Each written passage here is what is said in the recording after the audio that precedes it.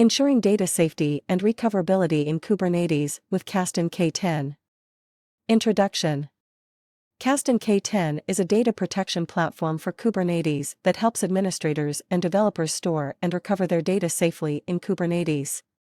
Using the advanced features of this platform, users can address multiple challenges and leverage benefits such as backup and data recovery, accurate data access management, and information security. Prerequisites. To install Kasten K10, a Kubernetes cluster is required. Additionally, to fully use all its features, users need to have an account on Kasten. Installation tutorial. 1. Firstly, download K10 from the Kasten website.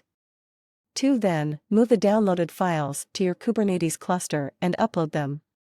3. Install CA on the Kubernetes cluster using the commands in your CA crypt file. 4. Then, create a service for K10 using the YAML file available in the K10 file. 5. Configure K10 using the K10 CLI. 6. Create a user account for yourself inside K10 CLI.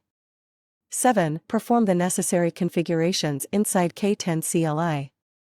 After installation, users can easily interact and leverage K10's features through the K10 management panel. Website address.